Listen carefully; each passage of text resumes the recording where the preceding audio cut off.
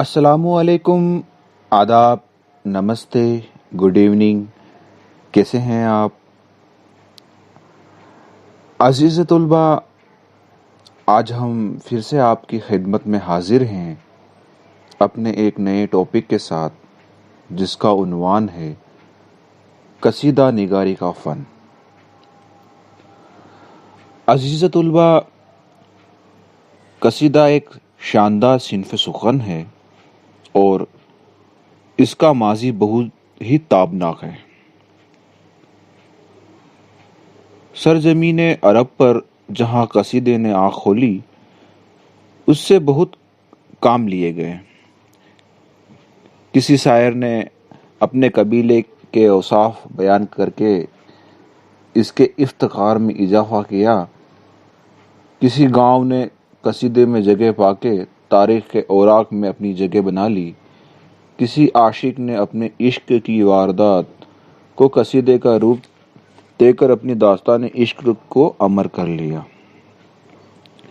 شاعروں کے ذاتی تجربات و احساسات، مناظر فطرت، ملکی مسائل کیا تھا جو عربی قصیدے میں موجود نہ تھا، لیکن آگے چل کر اسے ذاتی غرض کے لیے استعمال کیا گیا اور انعام و اکرام کے لالچ میں اہل اقتدار کی بیجا تعریف کی گئی۔ حالی نے اردو قصیدے کو جھوٹ کی پوٹ اور خصامت کا دفتر پایا، اس ناپاک دفتر کو عفونت میں سنڈاس سے بدتر ٹھہرایا، مگر اس کی ذمہ داری صنف قصیدہ پر نہیں، قصیدہ نگاروں پر ہے۔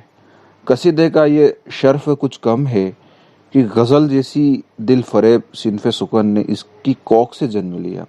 عزیز طلبہ، آپ کو ایک بات یہاں جان لینی چاہیے، جو غزل اردو ادب کی سب سے مقبول صنف سخن ہے، وہ قصیدے سے ہی نکلی ہے۔ عزیز طلبہ، آئیے قصیدے کی بناوٹ اور قصیدے کی تعریف کو سمجھتے ہیں۔ مولانا حالی مقدمہ شعر و شاعری میں لکھتے ہیں کہ زندوں کی تعریف کو قصیدہ اور مردوں کی تعریف کو مرثیہ کہتے ہیں، لیکن بزرگان دین کی تعریف میں جو قصیدے ملتے ہیں ان سے حالی کی یہ رائے غلط ثابت ہو جاتی ہے۔ قصیدہ دراصل اس مسلسل نظم کو کہتے ہیں جس کے پہلے شعر کے دونوں مصرے اور باقی تمام اشعار کے دوسرے مصرے میں قافیہ و ردیف ہوں، لیکن ردیف کی پابندی ضروری نہیں۔ ہمارے بہت سے قصیدوں میں صرف قافیہ ہے، ردیف نہیں ہے۔ قصیدے کے اشعار کی تعداد تو مقرر نہیں، لیکن کم سے کم 5 اور زیادہ سے زیادہ تقریباً 800 اشعار کے قصیدے دستیاب ہیں۔ قصیدے کی حیت وہی ہے جو غزل کی، کیونکہ غزل نکلی ہی قصیدے سے ہے۔ غزل کی طرح قصیدے کا پہلا جو شعر جو ہم قافیہ و ہم ردیف ہوتا ہے، مطلع کہلاتا ہے۔ آپ جانتے ہیں غزل میں پہلا شعر مطلع ہوتا ہے جس کے دونوں مصروں میں قافیہ اور ردیف ہوتا ہے۔ سیم اسی طرح قصیدے میں بھی پہلے مصرے میں ردیف اور قافیہ ہوتا ہے جو مطلع کہلاتا ہے، لیکن دستور یہ ہے کہ قصیدے میں تھوڑے تھوڑے فاصلے سے متعدد مطلع ہوتے ہیں، یعنی کہ ایک سے زیادہ مطلع ہو سکتے ہیں۔ غزل میں صرف ایک مطلع ہوتا ہے جو کہ شروعات میں ہوتا ہے، لیکن قصیدے میں تھوڑا سا اور زیادہ مطلع ہوتے ہیں، 1 سے 5 مطلع بھی ہو سکتے ہیں۔ بعض قصیدوں میں تو یہ تعداد 5 تک پہنچ گئی ہے، یعنی کہ ایک قصیدے میں 5 مطلع بھی ہو سکتے ہیں جو درمیان میں کہیں بھی ہو سکتے ہیں۔ قصیدے کی شکل غزل سے ملتی ہے، لیکن اس میں نظم کی طرح تسلسل ہوتا ہے۔ موضوع کے اعتبار سے قصیدے کا کوئی عنوان بھی ہوتا ہے، جیسے غالب کے قصیدے کا عنوان مدح بہادر شاہ ظفر۔ عزیز طلبہ، قصیدے کا موضوع ہوتا ہے کسی کی تعریف یا مذمت، جیسے تنقید کی زبان میں مدح یا ہجو کہتے ہیں، لیکن مدح میں لکھے گئے قصیدوں کی تعداد زیادہ ہے۔ قصیدے میں مدح یا ہجو کے علاوہ بند و نصیحت اور اخلاق و حکمت جیسے مضامین بھی پائے جاتے ہیں۔ قصیدہ عربی زبان کا لفظ ہے جس کے معنی ہیں مغز غلیظ، یعنی گاڑا مغز۔ قصیدے میں مضامین بلند اور الفاظ پرشکو ہوتے ہیں، اس لیے تمام شعری اصناف میں اسے وہ بلند رتبہ حاصل ہے جو مغز سر کو انسانی جسم میں، یعنی کہ دماغ کو جو انسانی جسم میں بلندی حاصل ہے، وہی بلندی قصیدے کو اردو شاعری میں۔ کہا جاتا ہے کہ اسی سبب سے اس صنف کا نام قصیدہ پڑ گیا۔ دوسری رائے یہ ہے کہ لفظ قصیدہ قصد یعنی ارادے سے نکلا ہے۔ شاعر قصیدہ لکھتا ہے قصد کر کے، یعنی کہ ارادہ کر کے، کسی کی تعریف یا مذمت کرتا ہے، یعنی کہ وہ ارادہ کر کے کسی کی تعریف کرے گا یا کسی کی برائی کرے گا۔ اسی سبب سے یہ صنف قصیدہ کہلائی۔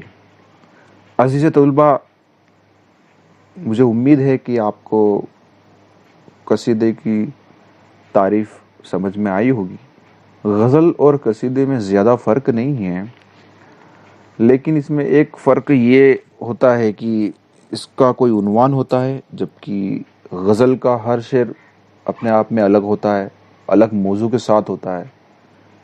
غزل کا ہر شعر اپنے آپ میں ایک مکمل اکائی ہوتا ہے، اور قصیدے میں ایسا نہیں ہے۔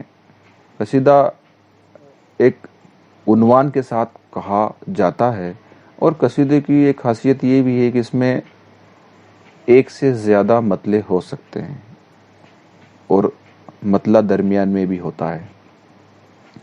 دوسری بات، غزل اور قصیدے میں زیادہ فرق نہیں ہے، لیکن موٹے طور پر دیکھ لیں تو قصیدے میں ایک سے زیادہ مطلع ہوتے ہیں، اور مقطع قصیدے میں شاعر کہیں بھی کہہ سکتا ہے، لیکن غزل میں ایسا نہیں ہے۔ غزل میں مقطع ہمیشہ لاسٹ میں آتا ہے اور مطلع شروعات میں، لیکن قصیدے میں مطلع درمیان میں آ سکتا ہے، مقطع بھی درمیان میں آ سکتا ہے، لیکن بناوٹ قریب قریب غزل کی طرح ہی قصیدے کی ہوتی ہے۔